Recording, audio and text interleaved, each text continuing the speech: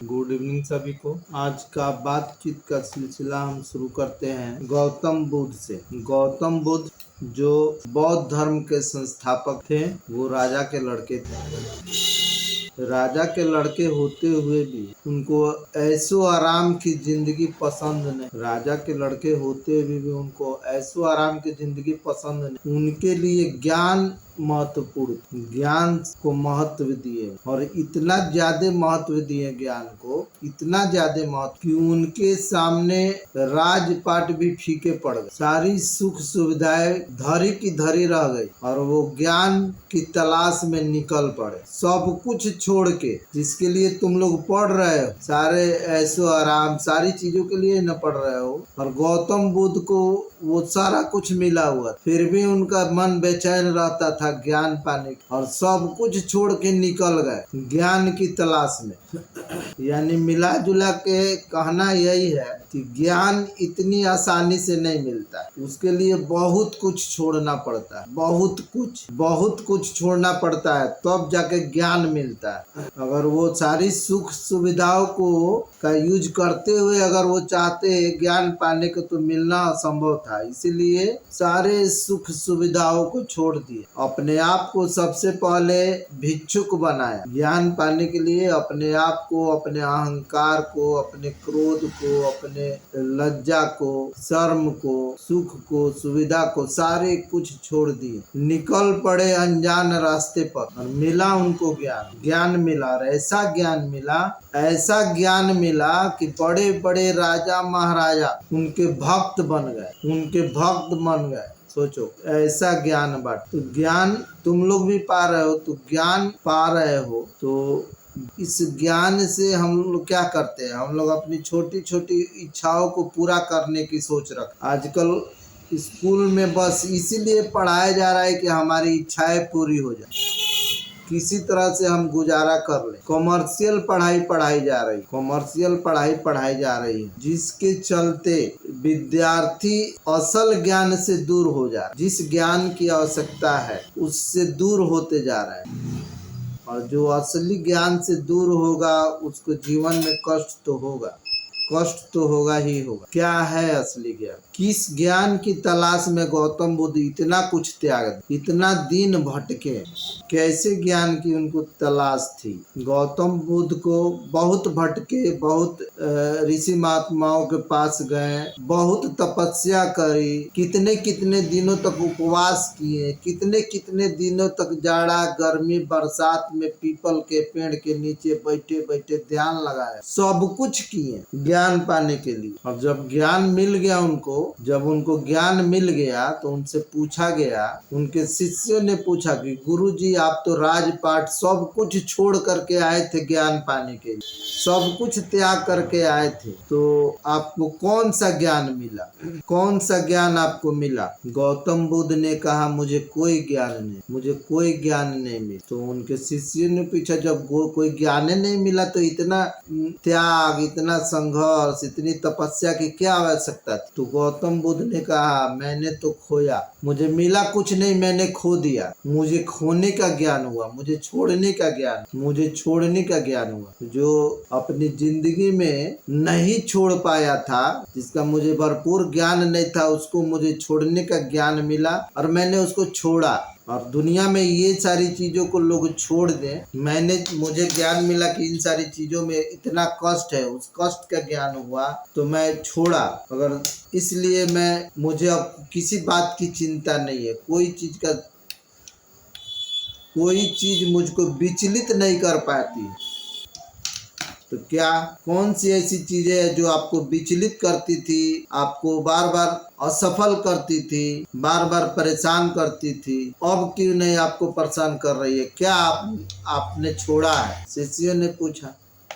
उन्होंने कहा, क्रोध। मैंने क्रोध को छोड़ दिया, मैं अब किसी पर क्रोध नहीं करता हूँ। क्रोध दो तरह का होता है, तो कौन सा क्रोध? शिष्यों ने पूछा, कौन सा क्रोध की बात कर रहे हैं आप? कैसा क्रोध आपने छोड़ दिया? तो उन्होंने कहा कि मैं ऐसा क्रोध छोड़ दिया जिससे मुझे हानि हो, मेरे शरीर को, मेरे विचार को, मेरी आत्मा को हानि हो, वैसा क्रोध मैंने छोड़ दिया। एक एक टॉपिक पर बात करेंगे, क्रोध पर बात कर रहे हैं। मैंने क्रोध को छोड़ दिया। अब क्रोध कितना खतरनाक है, गौतम बुद्ध ने जिसको छोड़ा, क्रोध कितना खतरनाक है। कल ही मैंने एक वीडियो देखा कि क्रोध कितना खतरनाक। पति पत्नी में लड़ाई हो रही,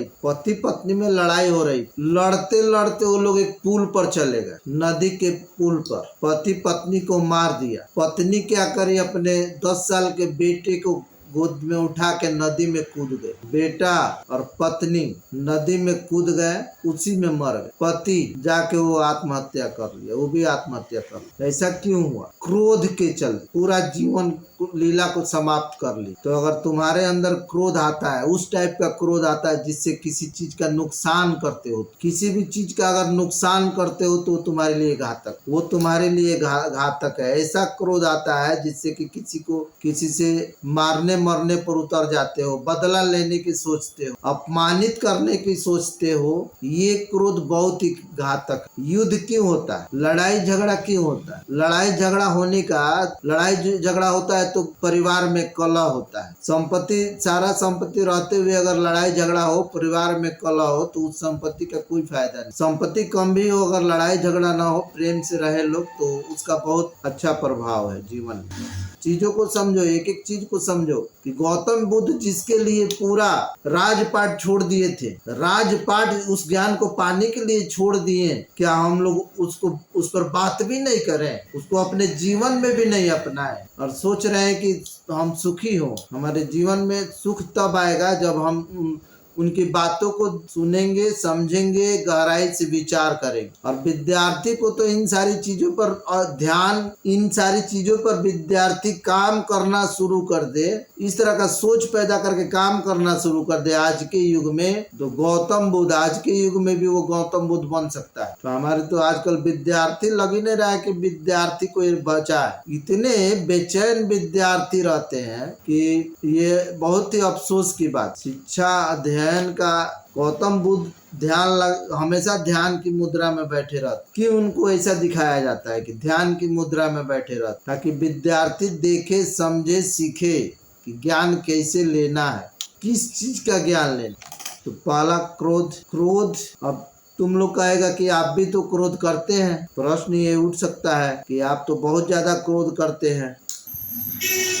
क्रोध आना चाहिए। कैसा क्रोध आना चाहिए? हमें अपने गलतियों पर क्रोध आना चाहिए, हमें गलतियों पर क्रोध आना चाहिए। शिक्षक को, किसी भी शिक्षक को कब क्रोध आता है? शिक्षक कब क्रोध करता है? जब शिक्षक कोई बात समझाए, बार बार समझाए और नहीं समझ में आए, तो शिक्षक भी क्रोध किए हैं। अब जरूरी भी है। शिक्षक तो पहले के गुरु लोग जो होते थे, क्रोध करके श्राप देते थे और उनका श्राप लग जाता था, इसीलिए लोग डरते भी। उदंडित टाइप के लोग भी बहुत ज्यादा थे।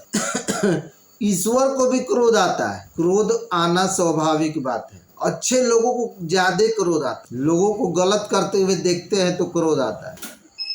तुमको अगर क्रोध आए तो तुमको अपनी गलती पर क्रोध आना चाहिए। सुबह में नहीं जगते हो तो अपने आप पर क्रोध आना चाहिए, अपने आप को सजा देना चाहिए सुबह में, ठीक है। तो आज क्रोध, गौतम बुद्ध की एक एक बात पर हम एक एक दिन चर्चा करेंगे। क्रोध, गांधी जी को क्रोध आया। गांधी जी को जब क्रोध आया, जब उनको ट्रेन से फेंका गया, तब जाके उनको क्रोध आया। वकालत करने जा रहे थे पैसा कमाने के लिए, केस लड़ने जा रहे थे किसी व्यापारी का, ट्रेन से बाहर फेंका गया तो उनको क्रोध आया। और ऐसा क्रोध आया कि आजादी की लड़ाई के लिए निकल पड़े, छोड़ दी उन्होंने वकालत, पैसा कमाने की चाहत ही छोड़ दी।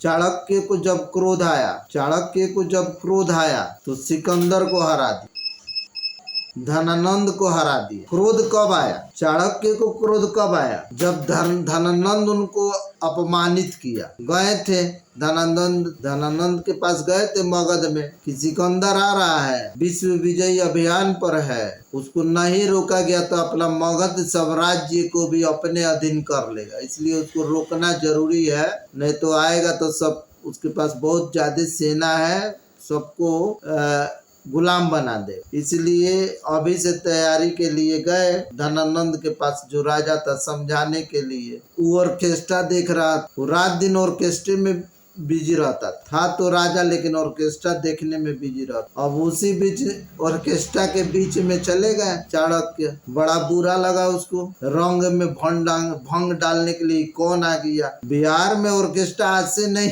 सदियों से चला आ रहा है, ठीक है। धनानंद ऑर्केस्ट्रा देखता था, बाद में चाणक्य आए तो उसका ऑर्केस्ट्रा सब बंद करवाए। फिर आजकल बिहार के लोग ज्यादा ऑर्केस्ट्रा पर ध्यान दे रहे हैं। कोई आएगा फिर किसी चाणक्य की आवश्यकता है जो उन लोगों पर अंकुश लगाए। तो ऑर्केस्ट्रा में बिजी था, इधर चले गए चाणक्य समझाने उसको, कहे तुम इधर ऑर्केस्ट्रा देख रहा है, उधर सिकंदर है वो आ रहा है और तुम ऑर्केस्ट्रा देख रहा है। वो बोला हमको समझाने निकला है, तुम्हारा औकात क्या है? राजा को समझाने चला है। एक मामूली सा शिक्षक भिखमंगा अधनंगा लात मार के भगा दी। तब जाके चाणक्य को गुस्सा आया। उनको अपना जब गुस्सा आया तो अपना पावर समझ में आया। तो गुस्सा आना भी जरूरी है, क्रोध आना भी जरूरी है, लेकिन गांधी जी को भी अपने ऊपर क्रोध आया, चाणक्य को भी अपने ऊपर क्रोध आया कि मैं क्या कर रहा हूँ, मैं किस बात का शिक्षक हूँ। गांधी जी को समझ में किस बात का भारतीय हूँ, किस बात का वकील हूँ। वकील का काम होता है न्याय दिलाना, तो मेरे साथ ही अन्याय हो रहा है और मैं किस बात का वकील हूँ। गौतम बुद्ध को भी क्रोध आया। गौतम बुद्ध को क्रोध आया कब? जब उनके राज्य में बातें चलने लगी कि अगला सम्राट तो गौतम बुद्ध होंगे, सिद्धार्थी होंगे, तो अब उनको क्रोध आया कि किस बात का राजा मैं बनूंगा, क्या मेरा राजा बनना सही होगा? जिस राज्य में की जनता इतनी दुखी है, इतने कष्ट में है, उस राज्य में मैं कैसे राज कर पाऊंगा, राजसी सुख को कैसे भोग पाऊंगा। उनको अपने आप पर गुस्सा आया, इसलिए वो कहे नहीं, मैं अपनी प्रजा को दुखी दे करके और खुद राज भोगू, ये ऐसा मुझसे होगा नहीं। इसलिए उन्होंने राजपाट, पत्नी, बेटा सबको छोड़ दी। समाज के दुखी लोगों को उसका कारण और निवारण जानने के लिए गुस्सा आया था उनको अपने आप पर। तुमको कब गुस्सा आएगा? तुमको कब गुस्सा आएगा? आएगा भी कि नहीं आएगा? अपने आप पर, अपनी गलतियों पर कब गुस्सा आएगा? तो इस बात का ज्ञान लो, इस तरह के ज्ञान की आवश्यकता है। तुमको गुस्सा आए अपने आप पर, क्रोध अपने आप पर हो, अपनी गलतियों पर हो, दूसरे से जबान लड़ा, क्रोध में जबान लड़ा करके दूसरे को जो तुम्हारे लिए अच्छा कर रहा हो। अधिकतर तो विद्यार्थी को मैंने देखा है कि अगर कोई उनके लिए अच्छी भलाई की बात करी जाए तो वो रूठ जाते, जबान लड़ाने लग, उनकी गलती उनको बरताई जाए, खुद तो समझ में नहीं आता है। गुरु क्या करते हैं, गलती बताते हैं। आज ही मैंने एक जगह पढ़ा, किसी शिक्षिका ने विद्यार्थी को उसकी गलती बता दी बच्चों के बीच में, उसको इतना अपमान महसूस हुआ, पेट्रोल बोतल में भर के लाया और मैडम पर पेट्रोल छिड़क करके आगे बढ़। आए दिन स्कूल में छोटे बच्चे हत्या कर दे रहा है दूसरे छोटे बच्चे का।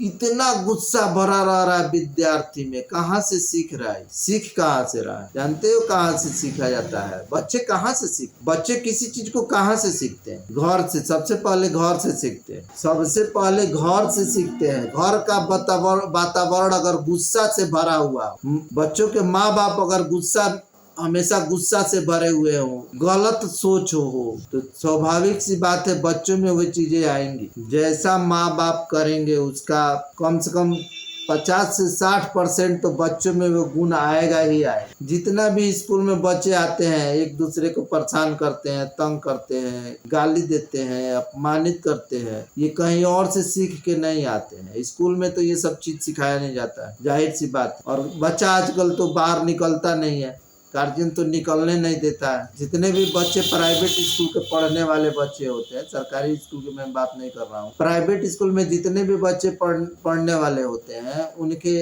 लगभग 90% बच्चे घर से बाहर नहीं निकलते। तो फिर सीख कहाँ से रहा है? घर से, घर के माहौल से। तो घर में गुस्सा का माहौल अगर माँ बाप क्रिएट करते हैं, बड़े लोग क्रिएट करते हैं, लड़ाई झगड़ा का माहौल क्रिएट करते हैं, तो इसका प्रभाव हमारे बच्चों पर पड़ेगा। इसीलिए गौतम बुद्ध ने कहा था कि मैंने क्रोध को त्याग दिया, मैंने क्रोध को त्याग दिया। क्रोध को त्याग देंगे तो हमारे परिवार, दुनिया अगर क्रोध को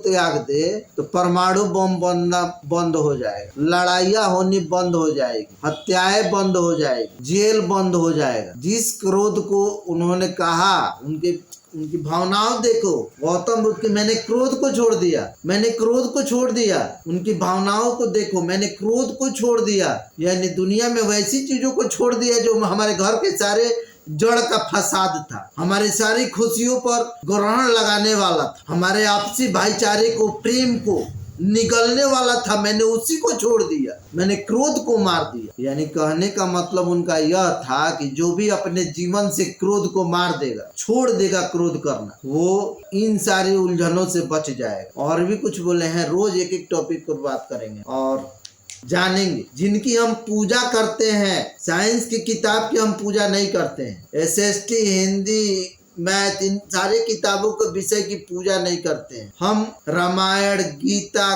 कुरान, बाइबल की पूजा क्यों करते हैं? ईश्वर की पूजा क्यों करते हैं? किसी वैज्ञानिक का पूजा नहीं करते। गौतम बुद्ध की ही पूजा क्यों? राम की ही पूजा क्यों? मोहम्मद साहब की ही पूजा क्यों? जानते हो क्यों? क्योंकि ये दुनिया को खूबसूरत बनाने के लिए, अपने जीवन, अपने कर्तव्यों से दुनिया को खूबसूरत बनाने के लिए, दुनिया को जीने लायक बनाने के लिए इन्होंने काम किया, इसलिए हम इनकी पूजा करते हैं। लेकिन दुर्भाग्य है, खाली पूजा ही करते हैं। ये दुर्भाग्य है, सबसे बड़ा दुर्भाग्य है कि हम सिर्फ उनको पूजा करते हैं, अगरबत्ती दिखला के, मिठाई चढ़ा के खुश हो लेते हैं। और हमको लगता है कि गौतम बुद्ध खुश हो गए, मोहम्मद साहब खुश हो गए, राम जी खुश हो गए, उनका राम जी का नारा लगा दिए, जय श्री राम, राम जी पूरा खुश, अल्लाह अकबर, अल्लाह पूरा खुश।